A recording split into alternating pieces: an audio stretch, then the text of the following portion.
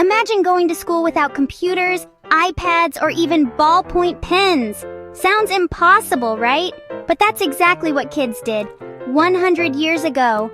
Today, let's jump back in time and see what school was really like back then.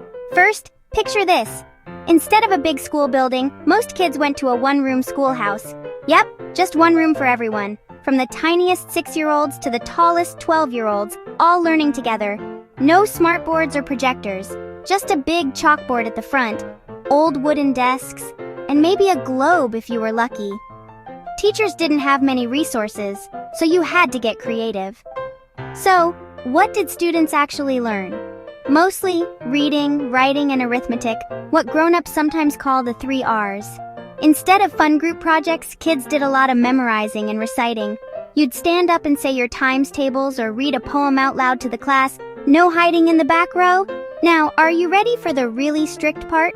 Teachers 100 years ago were a lot stricter than today. If you talked back or didn't do your work, you could get punished with the strap, a piece of leather slapped onto your hands, or even the cane, a long stick used to smack your legs or hands. But that wasn't all. Another common punishment was the dunce cap, a tall, pointy hat with the word dunce written on it.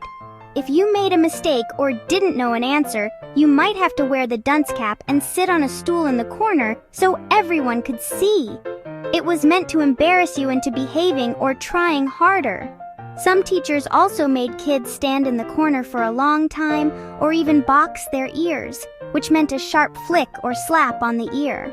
These punishments might sound harsh, but back then, they were considered normal ways to keep order in the classroom. It might sound harsh, but back then it was considered normal. Don't worry, schools today are much friendlier and those punishments are not allowed anymore. Let's talk about school supplies. Forget notebooks and gel pens. Most kids wrote on small chalkboards called slates, using a piece of chalk that squeaked as they wrote. If you were lucky enough to use a pen, it was a dip pen with a metal tip, dipped in a bottle of ink. Making mistakes was messy. Books were rare, so sometimes everyone had to share.